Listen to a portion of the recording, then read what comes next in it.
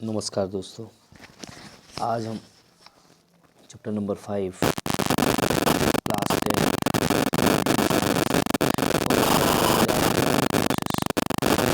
आपको पता है कि चैप्टर नंबर 5 है और हमारे चैप्टर का नाम है लाइफ प्रोसेस, जो कि बहुत ही इम्पोर्टेंट है। एग्ज़ाम के पर्पस के लिए बहुत इम्पोर्टेंट है। ये लिया जाता है तो बहुत ज़्यादा हमारे लिए इम्पोर्टेंट साबित होगा ये।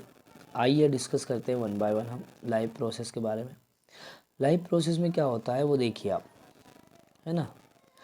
देखो, आपने देखा होगा कि difference between what is alive and what is not alive.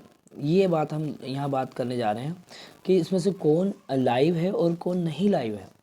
If you see a dog, जैसे कि आपने देखा होगा कि अगर कोई डॉग रनिंग करता है या कोई काऊ चेविंग कर रही हो, कोई कट चेविंग कर रही है, या कोई मेन जो है वो लाउडली चिल्ला रहा है, shouting loudly on the street, कहाँ, रोड पे खड़ा हुआ वो जोर से चिल्ला रहा हो, तो हम क्या समझते हैं, हम जानते हैं we know that these are living being. इनको हम क्या कहेंगे कि ये लिविंग बींग है ना। कि डॉग दौड़ रहा है यानी काऊ कुछ चबा रही है और मेन जो है वो रोड पे खड़ा होकर चिल्ला रहा है, तो हमको पता चल जाता है कि ये लिविंग है, ठीक है। लेकिन अगर ऐसा जाए, व्हाट इफ द डॉग और the cow the men were sleep, अगर काऊ या डॉग सो रहे हो तो we would still think that they are were live, तो क्या हम सोचेंगे कि वो जीवित है या नहीं। But we how did we know that, हमको पता कैसे चलेगा। तो वी सी देम ब्रीदिंग, हम क्या देखेंगे, हम उसमें देखेंगे ब्रीदिंग। ब्रीदिंग देखेंगे हम कि ब्रीदिंग हो रही है या नहीं हो रही। अगर ब्रीदिंग होती है तो हम कह सकते हैं कि वो लाइव है। क्या कह सकते हैं वो, कि लाइव है, ठीक है। तो ये बात तो ठीक है, हम पता कर लेंगे कि भाई ब्रीदिंग है तो हमें समझ जाएगा कि वो लाइव है। बट अगर अब कहा जाए कि व्हाट अबाउट प्लांट्स, आप प्लांट्स के बारे में क्या सोचते हैं। How do we know that they are alive, क्या वो जिंदा हैं, कैसे पता करोगे आप कि वो जीवित है। तो हम कहेंगे वी सी देम ग्रीन, हम कहेंगे, क्या कहेंगे, हमको वो ग्रीन दिखाई देगा कि वो जो प्लांट होते हैं वो अगर ग्रीन है तो सम ऑफ अस विल से, हमसे कुछ कहेंगे, ठीक है, कि वो लाइव है। बट व्हाट अबाउट प्लांट, लेकिन लेकिन अगर प्लांट के बारे में बात करते हैं हम, the hat that have leaves of colour other than green, लेकिन ऐसे प्लांट जिनकी लीव्स ग्रीन ना होकर कोई दूसरे कलर की होती है, ऐसे प्लांट की अगर हम बात करते हैं तो उस कंडीशन में हम क्या कहेंगे, वो कंडीशन क्या कहलाएगी।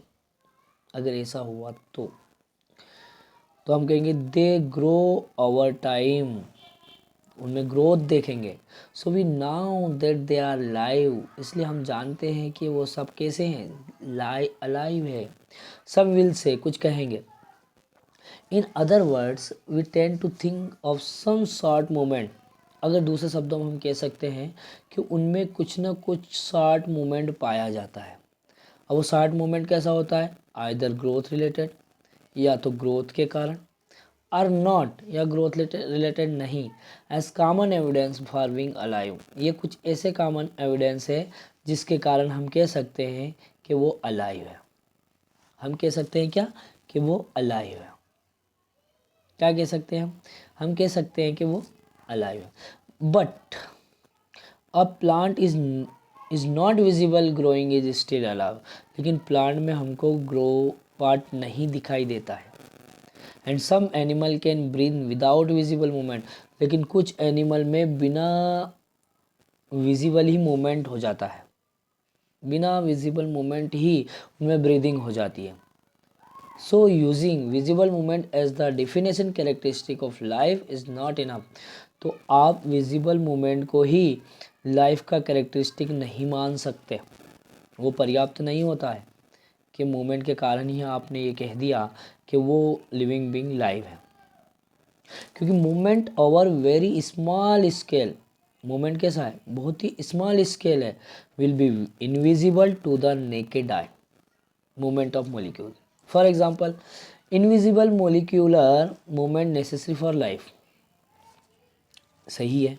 अगर इनविजिबल मोलिकुलर मूवमेंट हो रहा है तो वो हमारी लाइफ के लिए बहुत ज़्यादा ज़रूरी होता है या नहीं होता है, बिल्कुल होता है। अरे मूवमेंट हो रहा है उसके अंदर तो लाइफ के लिए ज़रूरी है ही। If you ask this question to professional biologist, अगर ये क्वेश्चन आप किसी बायोलॉजिस्ट से पूछते हैं तो दे विल से यस, तो वह कहेंगे कि यस, क्योंकि उसको पता है कि अगर इनविजिबल मूवमेंट है तो लाइफ की कोई ना कोई एक्टिविटी परफॉर्म हो रही होगी। लेकिन व्हाट अबाउट वायरस, तो in fact virus do not show any molecular movement in them. Virus जो है किसी तरह का मूवमेंट शो नहीं करता है। वायरस क्या नहीं करता, until they infect some cell, जब तक कि वो किसी सेल को क्या नहीं कर पाए, इन्फेक्ट नहीं कर पाए। And that is partly why there why there is a controversy about whether they are truly alive or not। ठीक है, तो ये कंट्रोवर्सी रही है कि वायरस जो होता है अगर जब तक वो किसी सेल को इन्फेक्ट नहीं करता तब तक हम उसमें ये नहीं कह सकते कि वो लाइव है।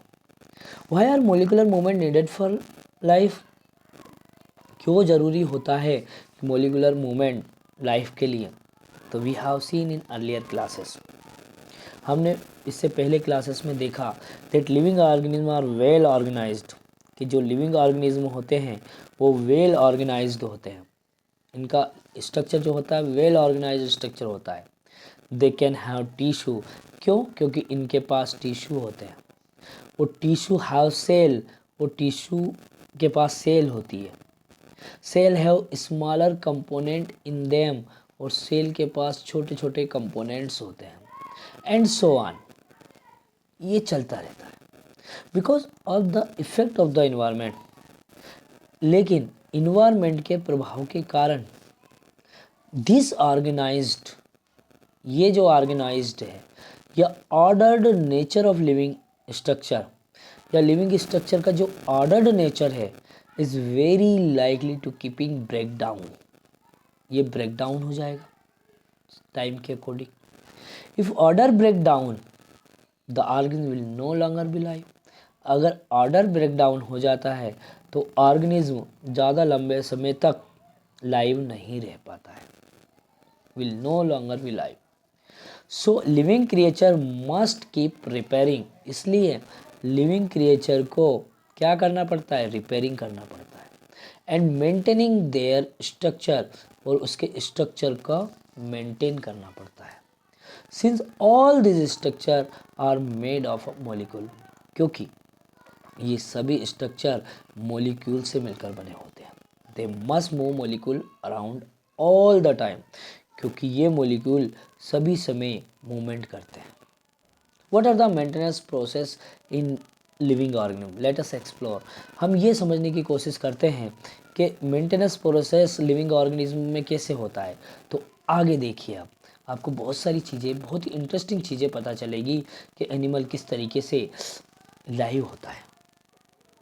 तो क्वेश्चन एक आता है, क्या क्वेश्चन आता है, क्वेश्चन ये आता है कि what are life process, life process क्या होती है। तो देखें, the maintenance function of living organism, living organism का जो मेंटेनेंस फंक्शन है must go on when, even when they are not doing anything particular,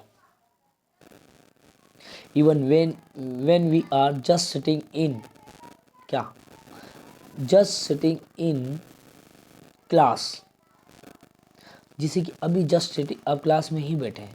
even if we are just sleep, अभी आप बस जो सोए ही हो, this maintenance job has to go on, तो ये मेंटेनेंस क्या है, लगातार चलता रहता है।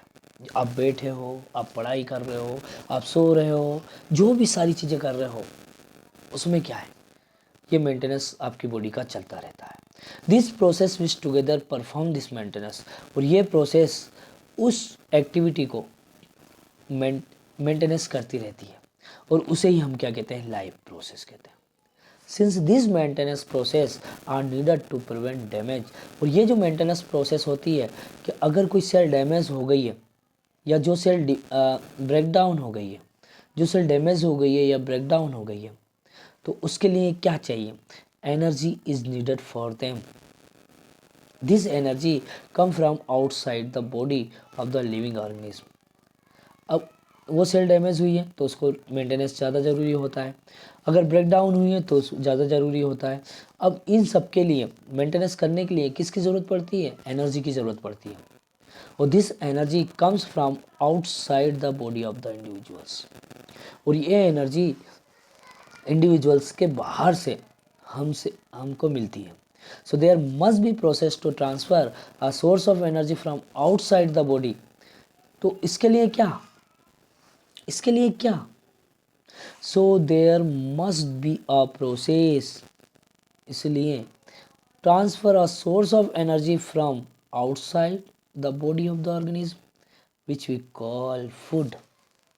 वो जो एनर्जी आपको बॉडी से बाहर की साइड में मिलती है उसे हम कहते हैं फूड कहते हैं। और वो फूड कहाँ? To the inside a process we commonly call nutrition. अगर वो फूड बॉडी के अंदर चला जाता है तो वही चीज़ें न्यूट्रिशन कहलाती है। If the body size of the organism is to grow, अगर किसी ऑर्गेनिज्म का बॉडी साइज ग्रो करता है तो additional raw material will also be needed from outside. तो एडिशनल रॉ मटेरियल हमें ज़रूरत पड़ती है जो हम बाहर से लेते हैं। Since life on earth depend on carbon based molecule, earth पे जो लाइफ होती है वो किस पर डिपेंड करती है? कार्बन बेस्ड मॉलिक्यूल पर डिपेंड करती है। और उसमें क्या होता है? उसमें most of this food sources, और उसमें सबसे मेनली है फूड सोर्सेस। और फूड सोर्सेस कैसे रहते हैं? और फूड सोर्सेस कैसे रहते हैं? Food sources are also carbon based, और वही फूड सोर्सेस कार्बन बेस्ड होते हैं। Depending on the complexity of this carbon sources, ये कार्बन सोर्सेस की कॉम्प्लेक्सिटी के आधार पर different organism can then use different kind of nutritional process. अलग अलग ऑर्गेनिज्म जो होते हैं वो क्या करते हैं? Different kind of nutritional process अपनाते हैं। The outside source of energy could be quite varied. जो बाहर से जो सोर्स ऑफ एनर्जी ली है वो थोड़ा सा क्या है? वेरी है, थोड़ा सा डिफर है। Since the environment is not under control of the individual organism. क्यों? क्योंकि इन्वायरमेंट जो होता है वो जो इंडिविजुअल ऑर्गेनिज्म है उसके कंट्रोल में नहीं रहता। This source of energy therefore need to be break down or built up in the body. ये जो सोर्स ऑफ एनर्जी है ये क्या है? ये उस फूड मटेरियल को तोड़ने के लिए या फिर बॉडी की सेल्स को रिपेयर करने के लिए, and must be finally converted to uniform source of energy, या फाइनली उसको यूनिफॉर्म सोर्स ऑफ एनर्जी में कन्वर्ट करने के लिए that can be use for the various molecular movement needed for maintenance living structure, जिसके कारण वो जो मोलिकुलर मूवमेंट है वो ज़रूरी होता है किसी भी लिविंग स्ट्रक्चर के लिए, as well as to the kind of molecule the body need to grow. और इस तरीके से बॉडी जो है वो ग्रो कर जाती है, इसलिए ज़रूरी होता है बॉडी की ग्रोथ के लिए। For this a series of chemical reaction की यह जो सीरीज है किसके अंदर? In the body are necessary, body के लिए बहुत ज़्यादा ज़रूरी होता है। Oxidising reducing reaction are some of the most common chemical means to break down molecules. Oxidising और रिड्यूसिंग रिएक्शन जो होती है ये वह कुछ केमिकल्स होता है जिसमें वो ब्रेक डाउन मोलिक्यूल्स को ब्रेक डाउन करने के लिए ज़्यादा ज़रूरी होती है। For this many organism use oxygen source from outside the body. बहुत से ऐसे ऑर्गेनिज्म होते हैं जो ऑक्सीजन को बॉडी से बाहर से ली जाती है। तो the process of acquiring oxygen from outside the body, वह विधि जिसके द्वारा ऑक्सीजन को बॉडी से बाहर से ली जाती है, and tend to use it in process of break down of food, और फिर उस ऑक्सीजन का यूज फूड को ब्रेक डाउन करने के लिए किया जाता है, और वो किसको? सेल को प्रोवाइड की जाती है। Is what we call respiration. तो हम उसको क्या कहेंगे? रेस्पिरेशन कहेंगे। क्या कहेंगे हम उसको? रेस्पिरेशन कहेंगे। आगे देखो, आई होप कि आपको ये पैरा समझ में आया होगा। In the case of single celled organism, अब हम इसकी भी बात करते हैं। क्या होते हैं सिंगल सेल्ड ऑर्गेनिज्म? ऐसे ऑर्गेनिज्म जो केवल सिंगल सेल से मिलकर बने होते हैं उन्हें हम सिंगल सेल्ड ऑर्गेनिज्म कहते हैं, जैसे पैरामीशियम हुआ, अमीबा हुआ। No specific organs for taking in food, इनके पास कोई स्पेसिफिक ऑर्गन्स नहीं होता। एक्सचेंज ऑफ गैसेस, और एक्सचेंज ऑफ गैसेस के exchange of gases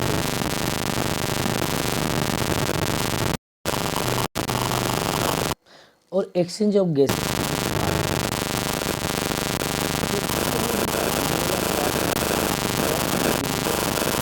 waste material होता है उसको रिमूवल करने के लिए ज़रूरी होता है। Because the entire surface of the organism is in contact with the environment, इसका जो इंटायर सरफेस होता है ना ऑर्गेनिज्म का, वो किससे कॉन्टेक्ट होता है? इन्वायरमेंट से कॉन्टेक्ट होता है। But what happen when the body size of the organism increase, लेकिन क्या होता है जब उसकी बॉडी साइज क्या है? इंक्रीज हो जाती है। And the body design become more complex, और बॉडी का जो डिज़ाइन है वो ज़्यादा कॉम्प्लेक्स हो जाता है। जैसे मल्टी सेलुलर ऑर्गेनिज्म, क्या होता मल्टी सेलुलर ऑर्गेनिज्म? क्या ऐसा ऑर्गेनिज्म जो मोर देन वन सेल, एक से ज़्यादा सेल से मिलकर बना होता है, मल्टी सेलुलर ऑर्गेनिज्म कहलाता है। ऑल द सेल में not be direct contact with the surrounding environment, ये जो सेल हैं ये इन्वायरमेंट के डायरेक्ट कॉन्टेक्ट नहीं होते हैं। तो the simple diffusion will not meet the requirement of the cell, तो उस सेल में सिंपल डिफ्यूजन नहीं देखने को मिलता है। किसमें? मल्टी सेलुलर ऑर्गेनिज्म में। मल्टी सेलुलर ऑर्गेनिज्म में सिंपल डिफ्यूजन देखने को नहीं मिलता है। वी हैव सीन प्रीवियसली, हमने देखा कि जो मल्टी सेलुलर ऑर्गेनिज्म होते हैं, various body part have specialised in the function, कि अलग अलग जो बॉडी का पार्ट्स होता है उनमें क्या होता है? स्पेशल फंक्शन पाया जाता है जो स्पेशल परफॉर्म करते हैं। We are familiar with the idea of these specialised tissue, हम इससे फेमिलियर हो गए हैं कि ये जो स्पेशलाइज्ड टिश्यू होते हैं एंड विद देयर ऑर्गेनाइजेशन, और उसका जो ऑर्गेनाइजेशन होता है किसके अंदर? Body of the organism, body के अंदर जो ऑर्गेनाइजेशन होता है, जो ऑर्गन फॉर्म होते हैं, it is therefore not surprising, कोई सरप्राइजिंग नहीं होते, that the uptake of food and of oxygen will also be the function of specialised tissue, ताकि वो फूड को ले लें और ऑक्सीजन के थ्रू वो उस फूड को क्या करते? ब्रेक डाउन करते हैं। However, this poses a problem since the food and oxygen are now taken. इस प्रॉब्लम को सॉल्व करने के लिए ऑक्सीजन फूड को लिया जाता है। Up at one place in the body of the organism, while all part of the body need them, body का सारा पार्ट जो है इसको ज़रूरत होती है। This situation create a need for transportation of system, इस सिचुएशन को सॉल्व करने के लिए बॉडी के अंदर क्या होना चाहिए? एक ट्रांसपोर्ट सिस्टम होना चाहिए। क्या, किस लिए? For carrying food oxygen from one place to another place, जिससे हम फूड और ऑक्सीजन को एक प्लेस से दूसरे प्लेस पर ले जा सके। When chemical reaction use the carbon source, जब केमिकल रिएक्शन होती है जब वो कार्बन सोर्स का उपयोग करती है, carbon source and the oxygen for energy generation, carbon source और ऑक्सीजन का यूज करके एनर्जी को जनरेट किया जाता है। They create by product that are not only useless for the cell of the body, कुछ बाय प्रोडक्ट को create कर दिया जाता है जो वो बॉडी के लिए यूजलेस नहीं है but could even be harmful, वो हार्मफुल हो सकता है क्योंकि यूजलेस है नहीं तो हार्मफुल हो सकता है। तो these waste by product are therefore need to be remove from the body and discarded, तो इसलिए अगर वो बॉडी के अंदर हार्मफुल होगा तो बॉडी के अंदर हार्मफुल होगा तो उसको क्या करना पड़ेगा? Remove from the body and discarded outside, उसे बॉडी से बाहर करना पड़ेगा और उस कंडीशन को कहते हैं हम excretion. Again the basic rule for body, एक बेसिक रूल हमने बोला बॉडी का, बॉडी को जो डिज़ाइन किया है हमने, in multi cellular organism are followed, ah specialized tissue for excretion will be developed, मतलब एक्सक्रीशन के लिए भी एक स्पेशल टिश्यू डेवलप हो जाता है, which means that the transportation system will need to transport waste away from cell to this excretory tissue. Let us consider these various processes so essential to maintain life one by one. हम ये अलग अलग process को discuss करते हैं one by one, जिससे वो life को क्या करते हैं, मेंटेन कर देते हैं, है ना। देखो हमने कुछ एक पार्ट इसका डिस्कस किया है जिसमें कुछ क्वेश्चंस दिए गए हैं, हम वो क्वेश्चन को समझते हैं क्या क्वेश्चन है जो हमने पढ़ा उसके बारे में। Why is the diffusion insufficient to meet the oxygen required of multicellular organism like human? क्यों मल्टीसेलुलर ऑर्गेनिज्म जैसे ह्यूमन, इनके लिए डिफ्यूज़न इनसफिशिएंट होता है ऑक्सीजन को प्रोवाइड के लिए? तो आपको पता ही है कि मल्टीसेलुलर ऑर्गेनिज्म होता है ना, ये वेल ऑर्गेनाइज्ड लेवल होते हैं जो ऑर्गन से मिलकर बने होते हैं, ऑर्गन टिश्यू से मिलकर बने होते हैं, और टिश्यू से सेल से मिलकर बने होती है टिश्यू। तो इन सब के लिए ऑक्सीजन डिफ्यूज़न के द्वारा कंप्लीट नहीं हो पाता, है ना। What criteria to we use to decide whether something is alive? ऐसे कौन से क्राइटेरिया है जिससे आप ये डिसाइड कर सकते हो कि एनिमल अलाइव है या plant alive?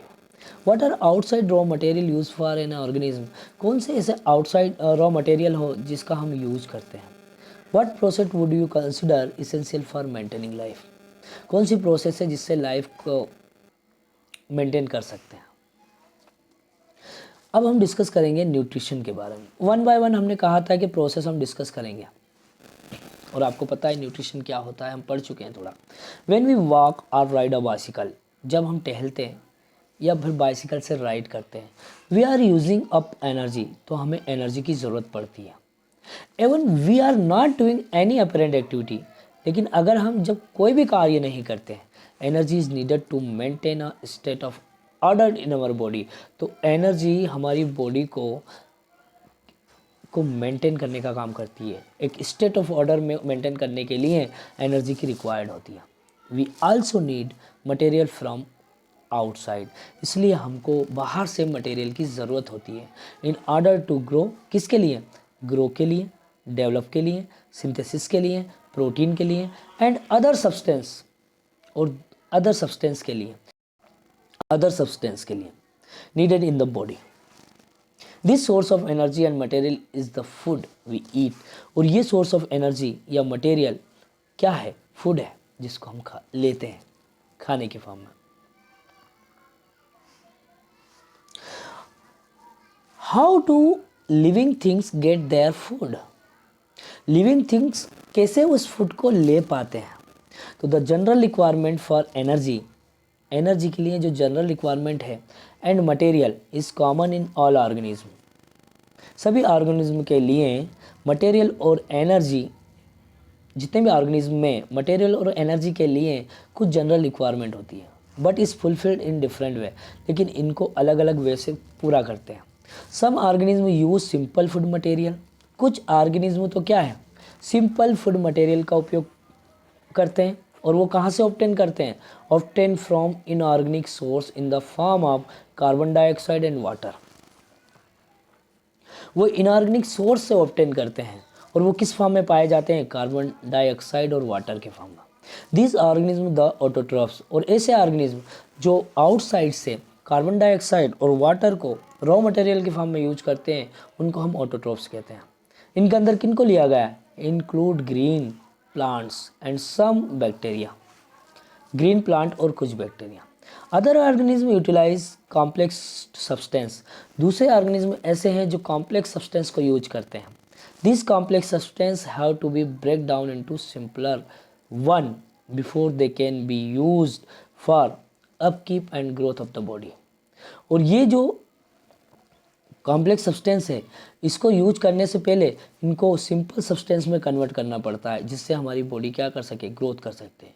To achieve this organism use bio catalyst call enzyme, और इनको सिंपल वे में कन्वर्ट करने के लिए एंजाइम की रिक्वायर्ड होती है, जिन्हें हम बायो कैटलिस्ट कहते हैं, और बायो कैटलिस्ट को ही एंजाइम कहा जाता है। तो the heterotroph survival depend directly or indirectly on autotrophs. Heterotrophs organism include animal and fungi. जो हेटरोट्रॉफ्स होते हैं उनके अंदर एनिमल्स और फंगाई को इंक्लूड किया गया है। आइए डिस्कस करते हैं हम ऑटोट्रोपिक। क्या डिस्कस करते हैं हम? ऑटोट्रोपिक, यानी ऑटोट्रोपिक में कौन आते हैं? जितने भी ग्रीन प्लांट्स होते हैं सारे ऑटोट्रोपिक में आते हैं। किस में आते हैं? सारे ऑटोट्रोपिक में आते हैं। Carbon and energy requirement of the autotrophic organism are fulfilled by photosynthesis। आपको पता है फोटोसिंथेसिस क्या होता है? फोटोसिंथेसिस के लिए हमें कार्बन और एनर्जी रिक्वायर्ड होती है। किसके लिए होती है? फोटोसिंथेसिस के लिए ज़्यादा ज़रूरी होती है। ठीक है। So it is the process by which autotroph take in substance from the outside. यह वह प्रोसेस जिसमें ऑटोट्रोप्स जो इन सब्सटेंस को बाहर की तरफ से लेते हैं and convert into stored form of energy, और इनको स्टोर्ड फॉर्म ऑफ एनर्जी में कन्वर्ट करते हैं। This material is taken in the form of carbon dioxide. और जो मटेरियल आउटसाइड लेते हैं उन मटेरियल को क्या कहते हैं हम? कार्बन डाइऑक्साइड और वाटर। दो चीज़ें लेते हैं, कार्बन डाइऑक्साइड लेते हैं और दूसरा क्या लेते हैं? वाटर लेते हैं। Which is converted into carbohydrate, जिसमें हम इसमें कन्वर्ट करते हैं कार्बोहाइड्रेट में। किस प्रेजेंस में? In the presence of sunlight and chlorophyll. मतलब सनलाइट और क्लोरोफिल की प्रेजेंस में बाहर से जो आउटसोर्स में हम कार्बन डाइऑक्साइड और वाटर ले रहे हैं वो किस में कन्वर्ट कर रहे हैं? उसको कार्बोहाइड्रेट में कन्वर्ट कर रहे हैं। और ये जो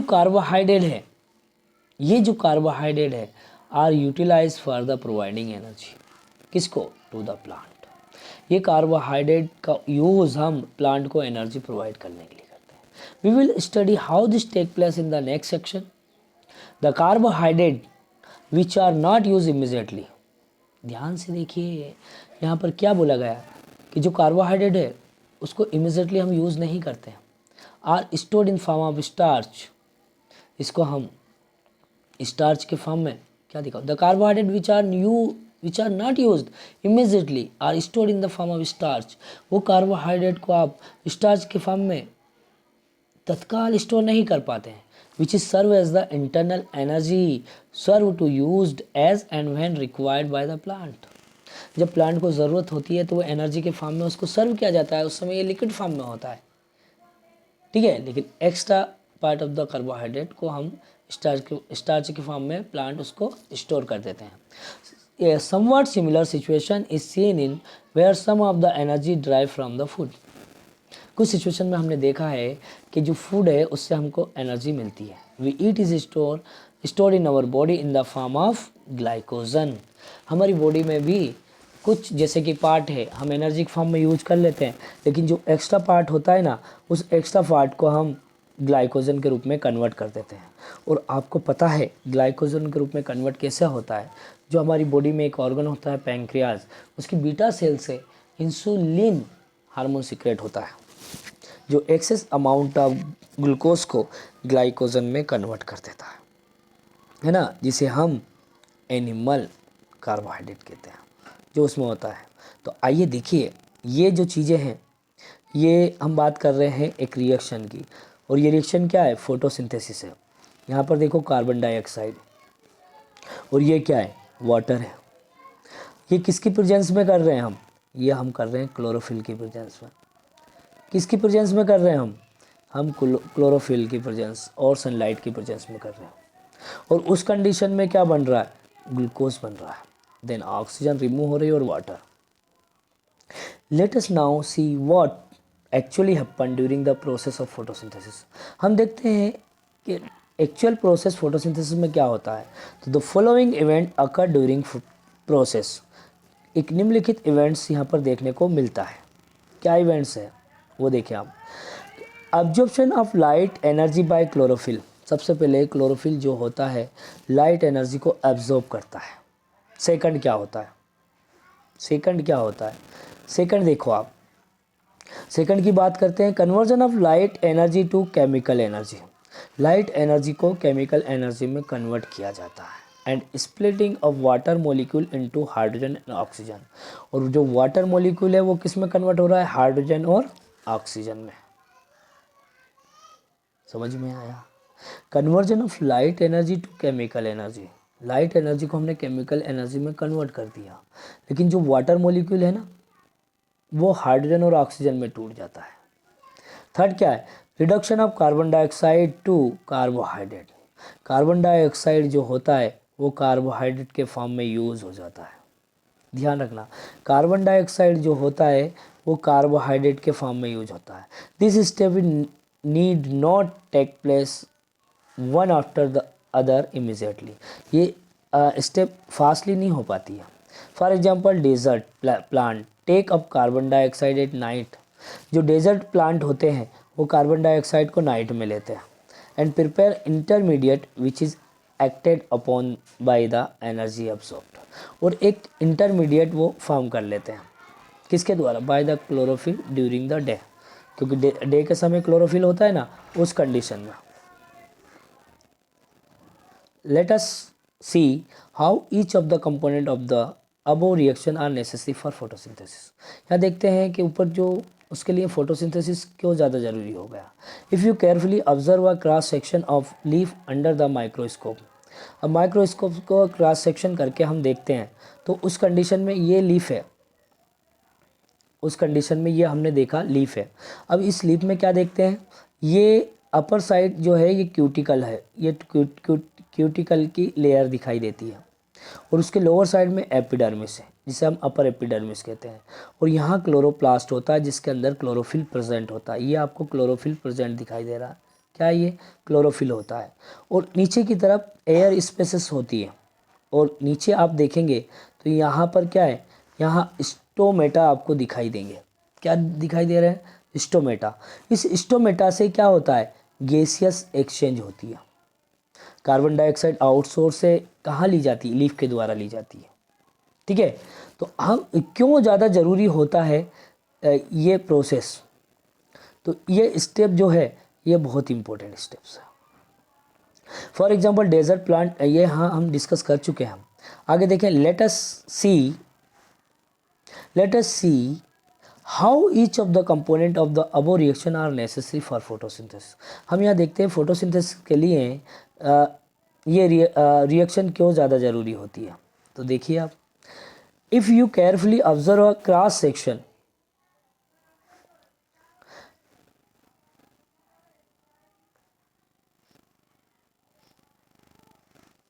केयरफुली आपको क्या करना है, ऑब्जर्व करना है, क्या, cross section of a leaf under microscope. Microscope के द्वारा आप वेल स्टडी करें, you will notice that some cell contain green dot, उसमें कुछ सेल में ग्रीन डॉट दिखाई देता है। This green dot are cell organelle, और वो जो ग्रीन डॉट है वो सेल ऑर्गेनेल कहलाते हैं, जिसे हम कहते हैं क्लोरोप्लास्ट। क्या कहते हैं हम, क्लोरोप्लास्ट, विच कंटेन क्लोरोफिल, जिसमें क्लोरोफिल होता है। Let us do an activity which must that chlorophyll is essential for photosynthesis. एक एक्टिविटी करते हैं जिससे ये पता चल जाता है कि फोटोसिंथेसिस के लिए क्लोरोफिल ज़रूरी होता है। तो आपने देखा यहाँ पर, ये हम क्रॉस सेक्शन करके देखेंगे तो आपको डॉट लाइक स्ट्रक्चर यहाँ पर दिखाई देगा। क्या दिखाई देगा, एक डॉट लाइक स्ट्रक्चर यहाँ पर आपको दिखाई देगा, और वो डॉट लाइक स्ट्रक्चर क्या है, ये आपको दिखाई देंगे जिसे हम क्लोरोप्लास्ट कहते हैं ये। और इस क्लोरोप्लास्ट में, ये मान लो ये क्लोरोप्लास्ट है, अगर हम इसको देखते हैं इधर, इसको इधर देखते हैं तो यहाँ पर इस तरीके से डॉट लाइक स्ट्रक्चर दिखाई देगा, और ये डॉट लाइक स्ट्रक्चर ही क्या कहलाता है, क्लोरोफिल कहलाता है। क्या कहलाता है, क्लोरोफिल कहलाता है। क्या कहलाएगा, क्लोरोफिल कहलाएगा। ठीक है, तो आज हमने ये डिस्कस किया, ये हमारा आज फर्स्ट पार्ट है लाइव प्रोसेस का, चैप्टर नंबर 5। कल हम एक्टिविटी 5.1 से डिस्कस करेंगे। तो आप इसी तरीके से हमारे चैनल को लाइक और सब्सक्राइब करें, और आपको बहुत सारी अच्छी चीज़ें देखने को मिलेंगी, और हम लाइन टू लाइन एक्सप्लेन करेंगे, छोटी छोटी बातों को हम डिस्कस करेंगे। अगर कोई भी आपको क्वेरी या प्रॉब्लम हो तो आप आपके क्वेरी को कमेंट बॉक्स में शेयर करें। तो आज के लिए इतना ही। Thank you very much.